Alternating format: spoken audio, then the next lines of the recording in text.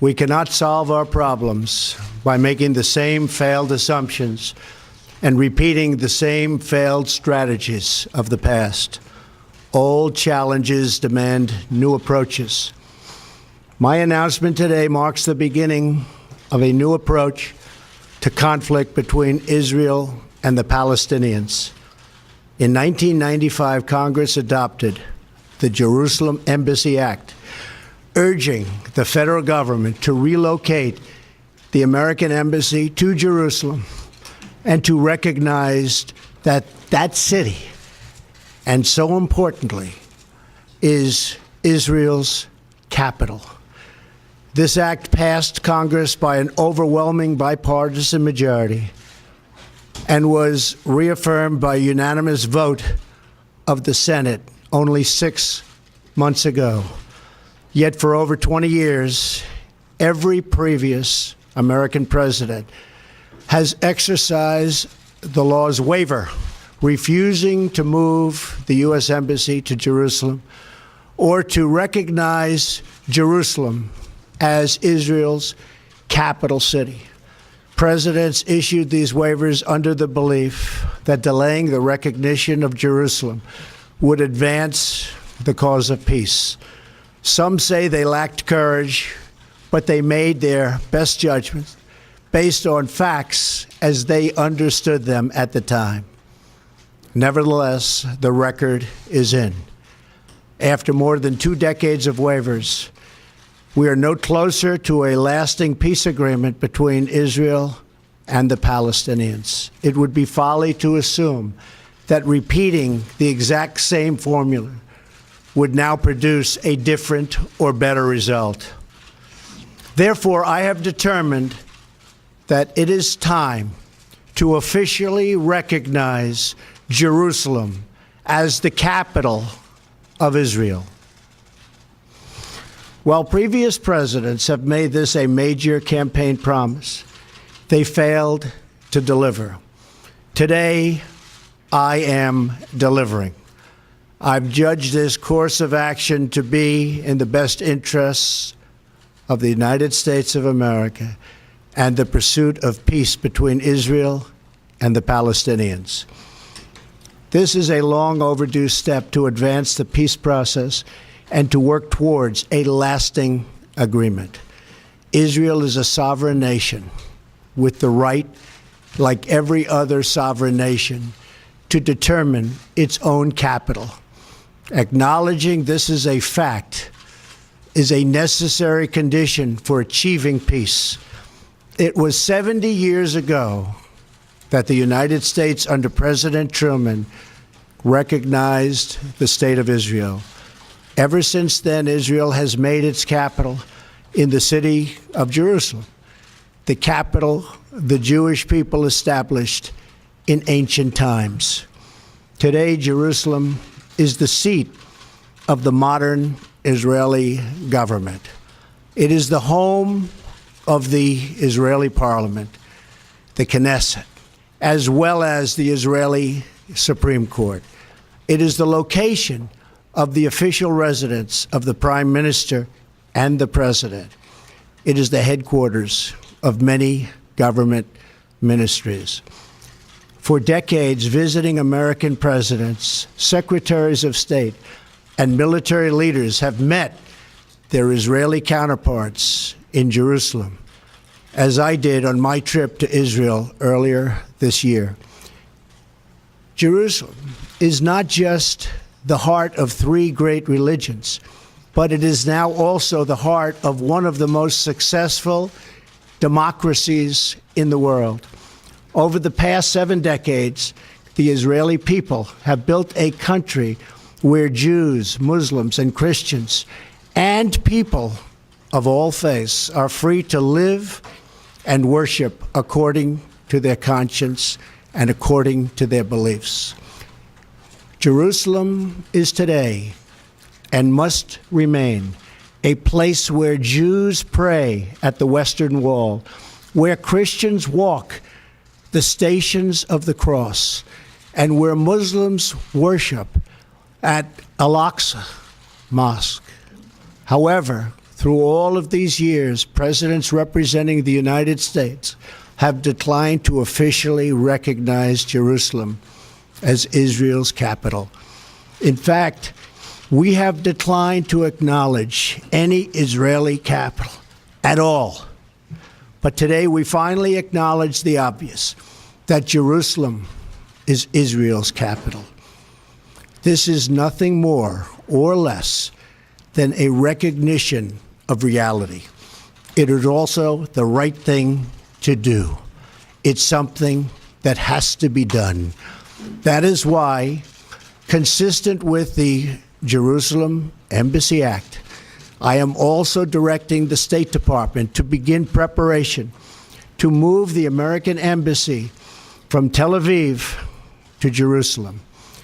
This will immediately begin the process of hiring architects, engineers, and planners so that a new embassy, when completed, will be a magnificent tribute to peace. In making these announcements, I also want to make one point very clear. This decision is not intended in any way to reflect a departure from our strong commitment to facilitate a lasting peace agreement. We want an agreement that is a great deal for the Israelis and a great deal for the Palestinians. We are not taking a position of any final status issues, including the specific boundaries of the Israeli sovereignty in Jerusalem or the resolution of contested borders. Those questions are up to the parties involved. The United States remains deeply committed to helping facilitate a peace agreement that is acceptable to both sides. I intend to do everything in my power to help forge such an agreement. Without question, Jerusalem is one of the most sensitive issues in those talks. The United States would support a two-state solution if agreed to by both sides. In the meantime, I call on all parties to maintain the status quo at Jerusalem's holy sites, including the Temple Mount, also known as Haram al-Sharif. Above all, our greatest hope is for peace, the universal yearning in every human soul. With today's action, I reaffirm my administration's longstanding commitment to a future of peace and security for the region. There will, of course, be disagreement and dissent regarding this announcement. But we are confident that ultimately, as we work through these disagreements, we will arrive at a peace and a place far greater in understanding and cooperation. This sacred city should call forth the best in humanity, lifting our sights to what it is possible, not pulling us back and down to the old fights that have become so totally predictable. Peace is never beyond the grasp of those willing to reach it. So today we call for calm, for moderation, and for the voices of tolerance to prevail over the purveyors of hate. Our children should inherit our love, not our conflicts.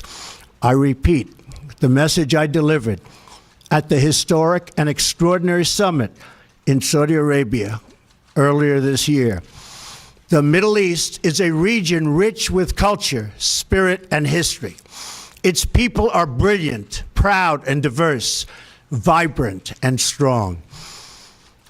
But the incredible future awaiting this region is held at bay by bloodshed, ignorance, and terror.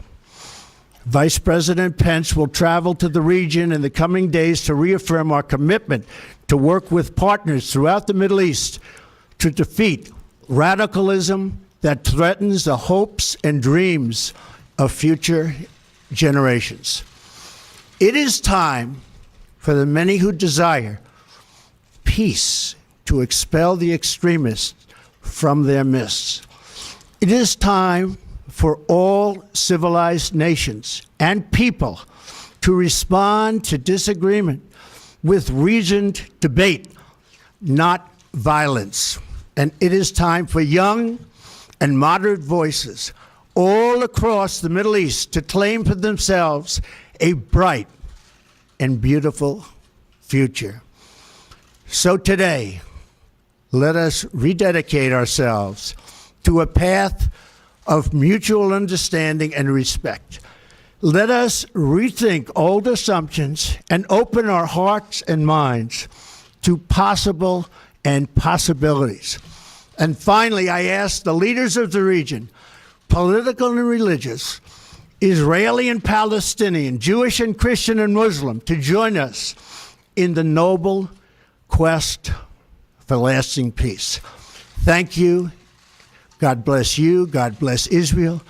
God bless the Palestinians, and God bless the United States. Thank you very much. Thank you.